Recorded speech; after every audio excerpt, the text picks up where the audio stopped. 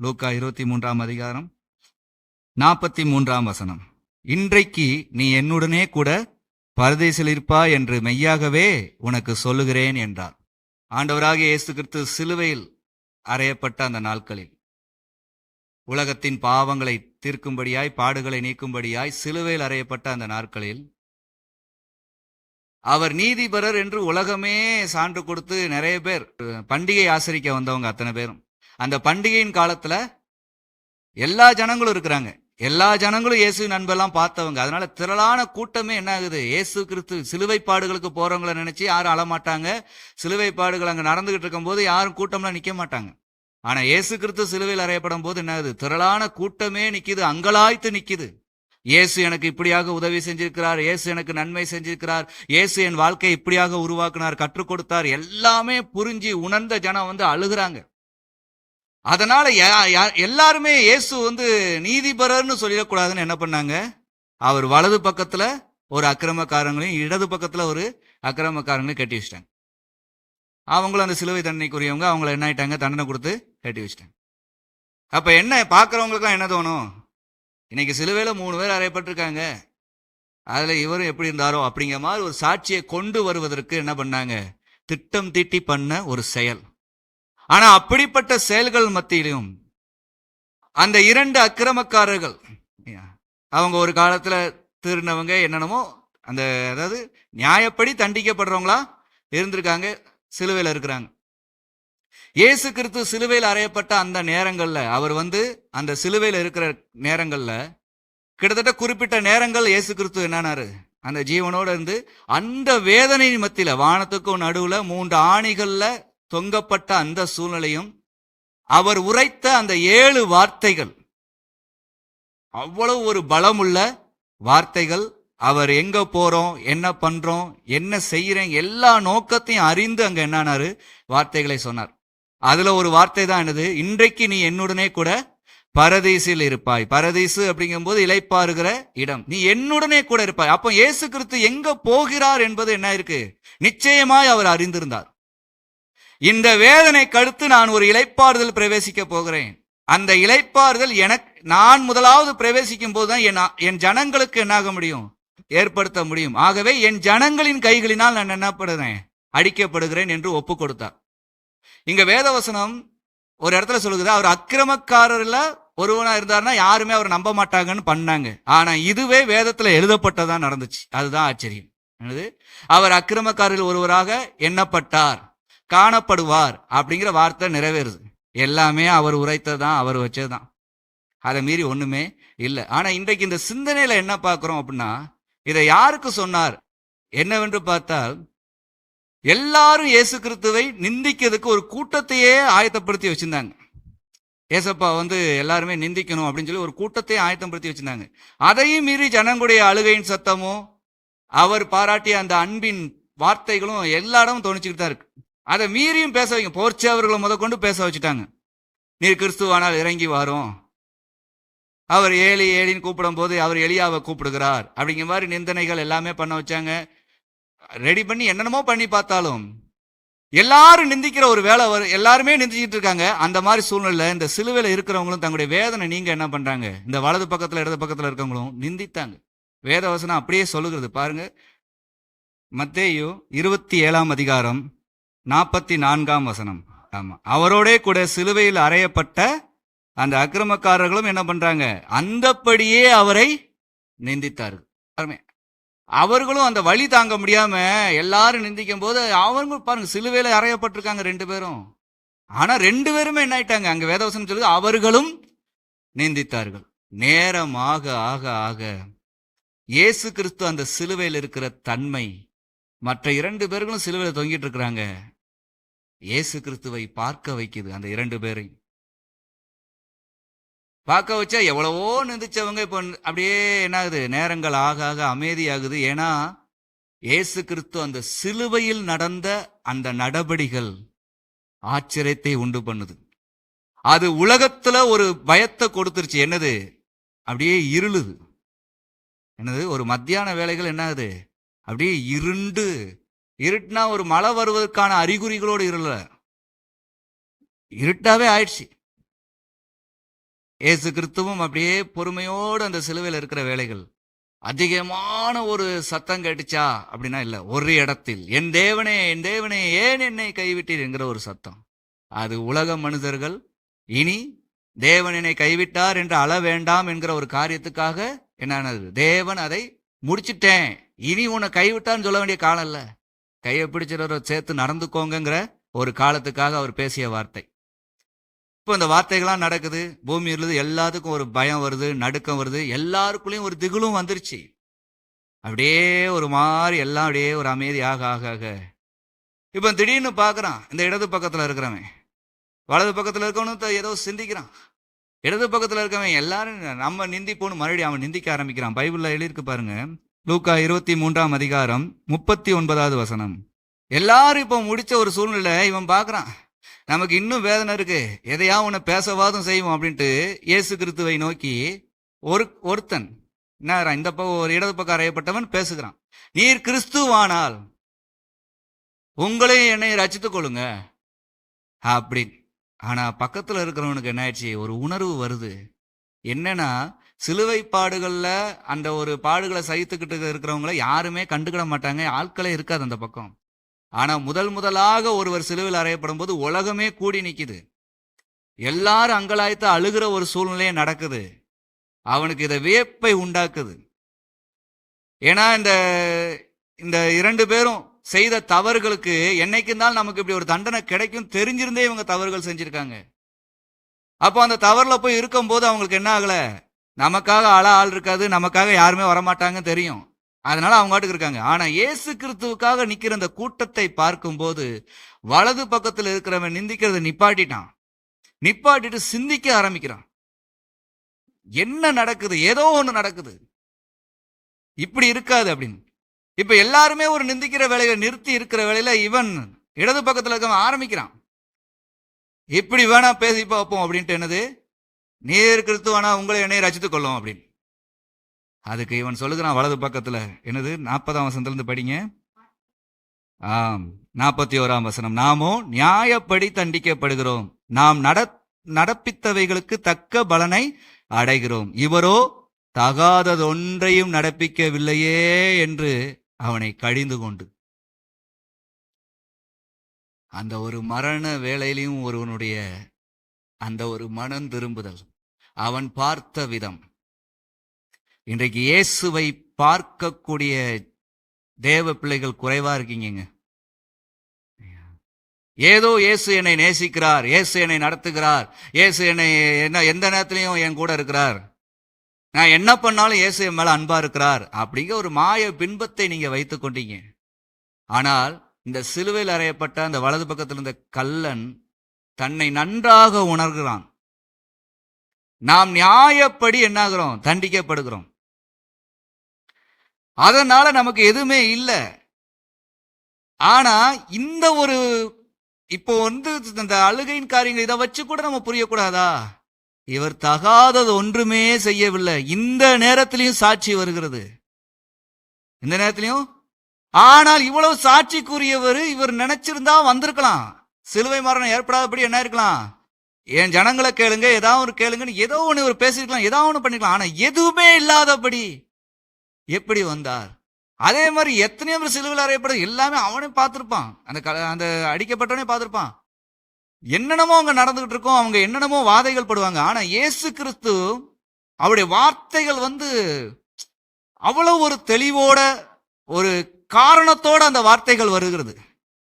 இவன் ஆச்சரியப்படுகிறான், சிலுவையில இருக்கும் போதும் அவர் பேசிக்கிட்டு இருக்கிறார். என்னது, தன்னுடையவரோட அவர் பேசிட்டு இருக்கார். நான் தனங்களுடைய பாவங்களுக்காக சுமந்து தீர்த்துக்கிட்டு இருக்கேங்கிற அந்த ஒரு காரியத்தை அவர் நிறைவேற்றிக்கிட்டு இருக்கிறார். அந்த சிலுவையில ஒரு நோக்கத்தோட அந்த சிலுவையில இருக்கிறார், நோக்கம் இல்லாம சிலுவையில இல்லை. அவன் இயேசுவை கவனிக்க கவனிக்க கவனிக்க இவனுக்கு ஒன்று தெரிகிறது, நாம் நியாயப்படி தண்டிக்கப்படுகிறோம், அவரோ தகாதது ஒன்றும் செய்யவில்லை. இந்த கொடுமையை இவர் இந்த அளவுக்கு சகிக்கிறார்னா இவர்கிட்ட ஒண்ணு இருக்குது, இவர் ஏதோ ஒரு திட்டத்தோட இதை அனுமதிக்க பண்ணிருக்கிறாரே தவிர இவருடைய அனுமதி இல்லாமல் இது என்னாகல, இவர் ஏதோ ஒரு நோக்கம்னு நினைச்சிட்டு நான் எவ்வளவோ வாழ்க்கையில எல்லாத்தையும் மிஸ் பண்ணிட்டேன், எல்லாத்தையுமே இழந்துட்டேன், அசட்டையா வாழ்ந்துட்டேன், எல்லாமே பண்ணிட்டேன். இவன் உணர்றான். நிந்தித்தவன் உணர்ந்து அவரை பார்த்து ஒன்று சொல்லுகிறான். என்னது? 42ஆம் வசனம். இயேசுவை நோக்கி, ஆண்டவரே, நீர் உம்முடைய ராஜ்யத்தில் வரும்போது அடியேனை நினைத்தருளும். என்று இயேசுவை உணர்கிறேன். இயேசு என்னோடு இருக்கிறார், எல்லாம் தெரியும். ஆனால் அவர் எதற்காக உங்கள் மீது அன்பு வைத்திருக்கிறார்? ஏன் இந்த கருணையை வைத்திருக்கிறார்? ஏன் இந்த கிருபையை கொடுத்திருக்கிறார்? ஏன் பொறுமையோடு உங்களுக்காக காத்திருக்கிறார்? உங்களுக்கு அது தெரியுதா தெரியலையாங்கிறத இன்னைக்கு உணர்ந்துக்கோங்க. இந்த ஒரு வார்த்தையின் வழியாய், உம்முடைய ராஜ்யத்துல வரும்போது என்ன நினைத்தரும். இந்த பூமிக்கு அடுத்து ஒரு வாழ்க்கை இருக்குது, அது வழியாகத்தான் ஆரம்பிக்க போகுதுன்னு எனக்கு ஒரு உணர்வு இருக்குது. நான் நினைக்கிறேன். ஏன்னா இப்படி ஒரு சிலுவை பாடுகளை இப்படியாக ஒருத்தர் இருக்க முடியாது. நீர் போகிற இடம் அறிந்திருக்கிறீர். ஆகவேதான் இவ்வளவு பொறுமையோடு இதை என்ன சகிக்கிறீர். ஆகவே அந்த இடம் எனக்கும் வேணும் என்று எவ்வளவு ஒரு ஆச்சரியம் ஐயா. இயேசுவோடு இருக்கிறேன்னு அநேகர் நிந்திக்கிற அளவுக்கு இயேசு மறந்துட்டு வாழக்கூடாதுங்க. இயேசுவை உங்களுடைய கிரியைகளாலே நீங்க நிந்திக்கவும் கூடாது. பயில் படிக்கிறேன், ஜெபம் பண்றேன், எல்லாம் பண்றேன்னு சொல்லிட்டு நீங்க உங்க இஷ்டத்துக்கு வாழ்வதற்கு பேரு அது அல்ல. உங்களை என்ன நோக்கத்திற்காக அழைத்திருக்கிறார் என்று பாருங்கள். அவர் உங்களுக்கு ராஜ்யத்தை கொடுக்க. இந்த பாடுகள், இந்த ஒரு கொடிய மரணம், உலகத்திலேயே அன்றைக்கு பெரிய கொடிய மரணம்னா சிலுவை மரணம் தான். அந்த சிலுவை மரணத்தை இயேசு ஏன் ஏற்றார் அப்படி என்றால், இதற்கு இயேசுவை ஏற்றுக்கொள்ளாமல் அடுத்து போகிற வாழ்க்கை அதைவிட கொடுமையான ஒன்று. அதைவிட ஆமா, இயேசு எனக்கும் தெரியும், இயேசு எனக்கு பிடிக்கும், நானும் இயேசுக்குள்ளதான் இருக்கேன்னு சொல்லிட்டு இவங்க தகாத வாழ்க்கை வாழ்ந்தால் இவர்கள் போகிற அந்த வேதனையான உலகம் அது வேற. அதற்காகத்தான் இயேசு சிலுவையில அந்தப்படியாக என்னானாரு, பாடுகள் பட்டார். இவன் உணர்கிறான், உணர்ந்து கேட்டுட்டான், நீர் ராஜ்யத்துக்கு வருகிறவர். இங்க இருக்கிற எத்தனை பேத்துக்கு தெரியும் உங்களை தேவன் ராஜ்யத்துக்கு தான் அழைத்திருக்கிறார் என்று? இன்னமும் எங்க வீட்டுல அது இல்லை, இது இல்லை, அப்படி இல்லை, இப்படி இல்லை பேசிக்கிட்டேவும் இதையே கேட்டுக்கிட்டு இதையே ஒரு வேலையா வச்சுக்கிட்டு, வேலை உயர்வு, சம்பள உயர்வு, வாழ்க்கை உயர்வு, குடும்ப உயர்வு, உயர்வு உயர்வு உயர்வு உயர்வு எல்லாம் உயர்ந்தாப்புல இந்த உலகத்துல உயர்வா? இந்த உயர்வை தாண்டி ஒரு உயர்வு இருக்குது. எவ்வளவு பெரிய உயர்வுக்கு போனாலும் மனிதனுக்கு என்னது உண்டு? மரணம் என்கிற ஒன்று இல்லாதபடி இல்லவே இல்லை. எவ்வளவு உயர்வு இந்த உலகத்துக்கு போனாலும் இதான். ஆனால் உங்களை உயர்ந்திருக்க பண்ணுகிற கர்த்தரோ உங்களுக்கான ராஜ்யத்தை வைத்திருக்கிறார். அல்லேலூயா. அந்த ராஜ்யத்துக்கான பாதைகளை நீங்கள் வாலிபத்துல இருந்தாலும் சரி, முதிர் வயதுல இருந்தாலும் சரி, உங்கள் பேரம்பேத்திகளாம் உங்களை பார்த்து சந்தோஷமா ஜாலியா உங்ககிட்ட விளையாடுற அளவுக்கு ஒரு சிரிப்பான ஒரு ஆளா நீங்க இருந்தாலும் சரி, சிறந்ததை உங்கள் பேரம்பேத்திகளுக்கும் பிள்ளைகளுக்கும் நீங்க வைத்து போக முடியும். நீங்கள் போகிற பாதை பெரிய ராஜ்யம். அல்லேலூயா. நாம் போகிற பாதை அது ஒரு ராஜ்யம், முடிவில்லாத ராஜ்யம், பஞ்சம் பசி இல்லாத ராஜ்யம், தாகம் இல்லாத ராஜ்யம், கவலை கண்ணீர் இல்லாத ராஜ்யம், சண்டை இல்லாத ராஜ்யம், நீ பெரியவன் நான் பெரியவன் என்ற போட்டி இல்லாத ஒரு ராஜ்யத்தை தேவன் உங்களுக்காகவும் எனக்காகவும் ஆயத்தப்படுத்தி வைத்திருக்கிறார். அப்படிப்பட்ட ராஜ்யத்தை நமக்கு கொடுக்க ஒரு பாவம் ஒன்று தடையா இருப்பதனால்தான் எல்லா பாவத்திற்கும் பரிகாரமா இயேசு அந்த சிலுவையில என்னானார்? பலியானார். அவர் அந்த அளவுக்கு அந்த இரண்டு அக்கிரமக்காரர்கள் நடுவிலும் அவர் சிலுவிலே தொங்கப்பட்டதுக்கான காரணம் என்னவென்றாலும், அங்கேயும் ஒருத்தனை அவர் மனம் திருப்ப போகிறார். உங்களை அவர் மனம் திருப்புவதற்கு உங்கள் இடத்துக்கே வந்து நின்ற கர்த்தர், உங்களை போலவே வந்து நின்ற கர்த்தர். ஒரு மது பழக்கத்தில் அடிமையா இருக்கிறவனை மீட்க குடிக்கிறான்னு சொல்லும் போது அவரும் அந்த இகழ்ச்சியை வாங்கிட்டே தான் இருக்கிறார். அவன் ஒரு நாள் இந்த உலகம் என்ன பேசுற அளவுக்கு நான் நடந்துட்டேன் தன்னை உணர்ந்து அவன் அழுது ஆண்டவர்கிட்ட மன்னிப்பு கேட்கும் போது அதே இயேசு அவனை அன்னைக்கு ரட்சிக்கவும் செய்யறார்ல. அதுக்கடுத்து அந்த குடியை விட்டுட்டு அவங்க வாழ்கிற ஒரு வாழ்க்கை இருக்கு. எத்தனை சாட்சிகள் இன்றைக்கு உயிருள்ள சாட்சிகள் நீக்கி விடாத மது பழக்கத்தில் இருந்த என்னை இயேசு கிறிஸ்து விடுவித்தார், விட முடியாத தீய பழக்கத்தில் இருந்த என்னை இயேசு விடுவித்தார் என்கிற சாட்சிகள் அவ்வளவு எழும்பி அவங்களுடைய வாழ்க்கை தரம் மாறி இருக்கிறதே, சாட்சியாய் நிற்கிறதே. ஆனா அவர்கள் அந்த மாதிரி வாழ்ந்த காலங்களிலும் இயேசு அவர்களோட தான். அதேதான் இந்த கல்லனை, இந்த ஒரு அக்கிரமக்காரனை மீட்க இயேசு கிறிஸ்து என்னானாரு? அவனை மீட்க அந்த சிலுவையில இருந்தார். ஆச்சரியமான ஒரு அடையாளம். அவன் உணர்கிறான், இந்த நேரமாவது நான் உணரணும், என் இயேசு என்னை ரட்சிக்கவே வந்திருக்கிறாரோ. நான் நடப்பித்ததுக்கு தண்டனையை அனுபவிக்கிறேன். இனிமேல் இருக்கிற உலகத்திலேயாவது நான் தண்டனை இல்லாம வாழணுமானா எனக்கு இந்த இயேசு வேணும் என்று உணர்ந்து, நீர் உம்முடைய ராஜ்யத்தில் வரும்போது, ராஜ்யத்தின் சுவிசேஷத்தை சீசர்களுக்கு சொன்னாரு. திரளான 5000 3000 ஜனங்களுக்கு இயேசு சொன்னாரு. ஆனா ஒருத்தங்க கூட இயேசு ராஜ்யத்தை ஆயத்தப்படுத்துகிறார் என்று இயேசு கிறிஸ்து மாம்சத்தில் இருந்த காலத்துல சொல்லவும் இல்லை, பேசவும் இல்லை. அவர் என்ன பேசுறாருன்னே தெரியல. நாங்க இன்னைக்கும் அதே போலதான் சபைக்குள்ளேயே இருக்கிறீங்க. எனக்கு அது வேணும், இது வேணும், அப்படி வேணும், இப்படி என்ன ஆண்டவர் ஆசீர்வதிச்சாலும் இன்னும் அது வேணும், இது வேணும், எல்லாமே கேட்குறீங்க. உங்களுக்கு ஒரு ராஜ்யத்தை வைத்திருக்கிறார் தெரியுமா? அந்த ராஜ்யத்தை குறித்து எங்க பேசுகிறீங்க? உங்க குடும்பத்துல நீங்க அந்த ராஜ்யத்தை நோக்கி ஜெபிக்கிற ஜெபமாவது உங்க பிள்ளைகளுக்கு தெரியுமா? பரமண்டங்களில் இருக்கிற எங்கள் பிதாவே, அந்த ஜெபமே இன்னைக்கு நிறைய இடத்துல கிடையாதே. உம்முடைய நாமம் மகிமைப்படுவதாக, உம்முடைய ராஜ்யம் வருவதாக, உம்முடைய சித்தம் பரமண்டங்களே செய்யப்படுவது போல பூமியிலையும் செய்யப்படுவதாக எங்க கேட்குறீங்க? இதை தாரும், அதை தாரும், அப்படி தாரும், இப்படி தாரும், அப்படி தாரும், எல்லாத்தையும் தாரும், தாரும், தாரும், தாரும், தாரும். ஆனா அந்த பரலோகத்துல செய்யப்படுகிற அந்த சித்தம் எங்க செய்யப்படணுமா? இந்த பூமியில நீங்க வேண்டீங்களா முழங்கால் போட்டு அந்த வீட்டுல செய்யப்படணும். அந்த வீட்டுல இருக்கிற அந்த ஜெபிக்கிறவங்க செய்யணும். செய்கிறதே இல்லையே.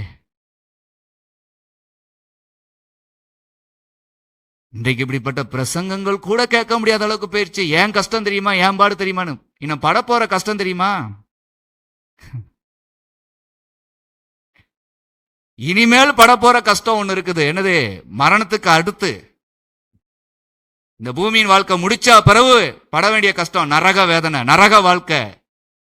அந்த கஷ்டப்படக்கூடாதுன்னா இந்த பூமியில இயேசு கிறிஸ்துவினுடைய சித்தம் செய்யணும்.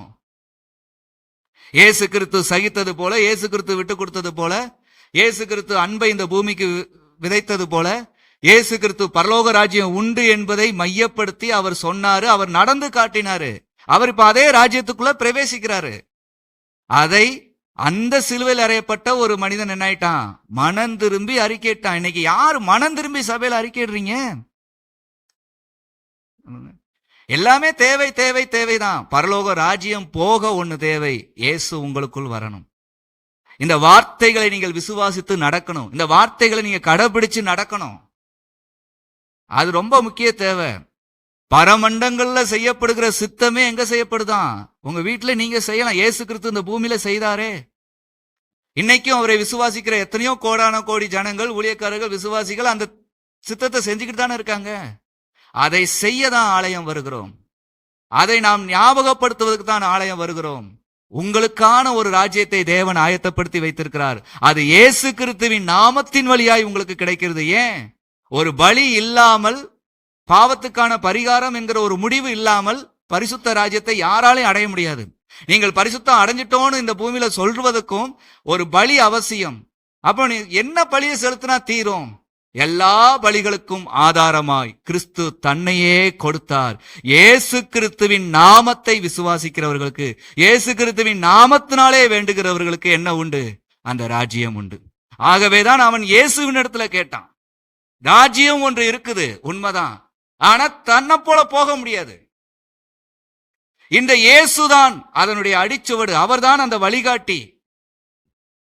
எப்படியாக நாளை பார்க்கிறோம், கிழமைய பார்க்கிறோம்னா நம்மளா ஒன்னு தீர்மானிக்க முடியாது. நாள்காட்டிய பார்த்தாதான் அது நாள் இல்லையா? நேரம் எத்தனை கேட்டா சும்மா இது ஒரு 12 மணியா இருக்கும்னு சும்மா சொல்றதான். ஆனா 1 மணியா கூட ஆயிருக்கலாம், 1:30 மணியா கூட ஆயிருக்கலாம். அடுத்த டயத்தை பார்த்து தான் நீங்க சொல்வது சரியான நீங்க பார்த்துக்கொள்ள முடியும். பரலோகம் உண்டு, அது உண்டு, இது உண்டு, சும்மா நீங்க பேசிக்கலாம், போயிருவோம், செஞ்சிருவோம், என்னெல்லாம் நீங்க நினைச்சுக்கலாம். இயேசு என்கிறவர் இல்லாமல் என்னாக முடியாது. ஏன்னா அவர் செய்து முடித்தவர். அதற்கான வழியை ஆயத்தம் பண்ணி நிறைவேற்றி முடித்தவர் இயேசு.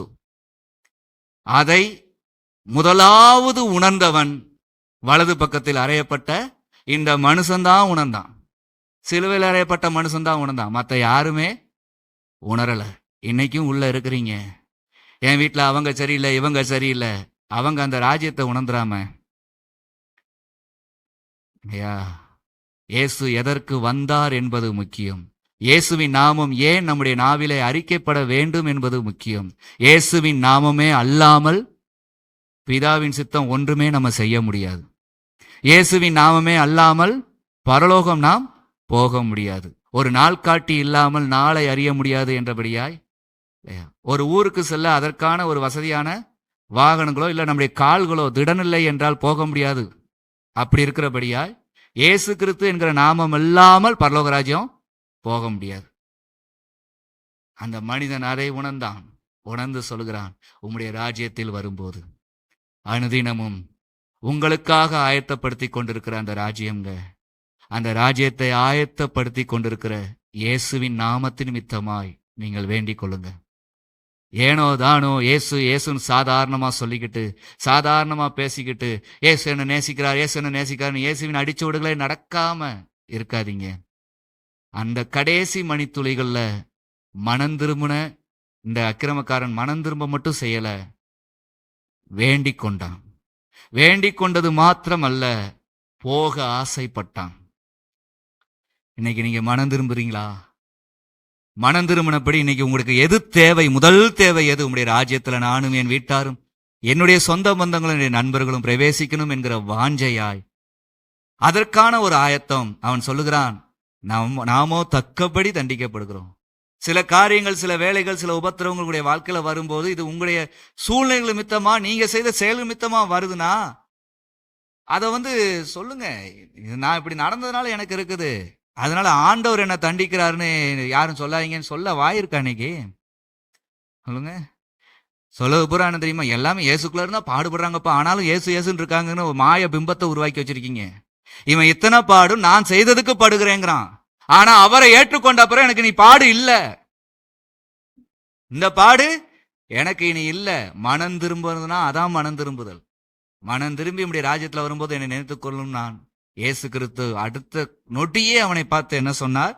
43ஆம் வசனம். இயேசு அவனை நோக்கி, இன்றைக்கு நீ என்னுடனே கூட பரதீசில் இருப்பாய் என்று மெய்யாகவே உனக்கு சொல்கிறேன் என்றார். அந்த சனமே, அந்த நொடியே அவன் மனம் திரும்பி ராஜ்யம் இவராலே அன்று இல்லேன்னு அறிந்து இயேசுவின் நாமம் சொன்ன உடனே, இன்னைக்கு என்னென்னமோ பரலோகத்தை அடைஞ்சிடலான்னு என்ன போராட்டம் போராடினாலும் இயேசுவின் நாமத்தினால விடுதலை பெற்று வாழ்ந்தால் ஒழிய என்ன முடியாது? பரலோக ராஜ்யத்தை அடைய முடியாது. நான் 24 மணி நேரம் முழங்கால தான் ஜெபிக்கிறேன், நான் 24 மணி நேரமும் ஆண்டோடைய சமூகம் தான் இருக்கிறேன், என்ன இருந்தாலும் அவர் கற்றுக் கொடுத்த அந்த வாழ்க்கையின்படி வீட்டையும் குடும்பத்தையும் நடத்தாதபடி அவருடைய ராஜ்யத்துக்குள்ள பிரவேசிக்க முடியாது.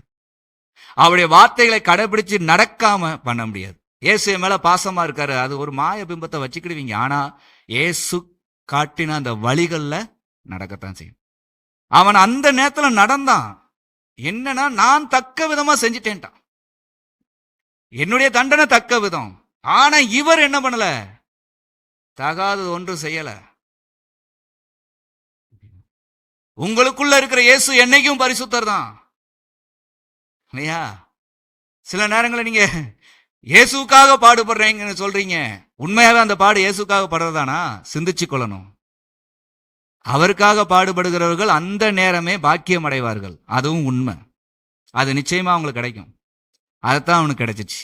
நீ இன்றைக்கு என்னுடனே கூட, ஆமா, இயேசுக்குள்ள எத்தனையோ ஊழியர்கள் ஊழியம் செய்கிற வேளையில விசுவாசிகள் இயேசுக்குள்ளாக வாழ்கிற வாழ்க்கையில அந்த பாடுகள் வரும்போது தேவன் அவர்களை தேற்றுகிறாரே, தேவன் அவர்களை ஆற்றி அரவணைத்து நடத்துகிறாரே. எதுவுமே இல்லை, என்ன எல்லா இடமும் பேசுறாங்க, சபையிலையும் பேசுறாங்க, ஊழியக்காரன் என்ன பேசுறாரு, எதுவுமே இல்லை, நானா இயேசு நம்பியிருக்கேன்.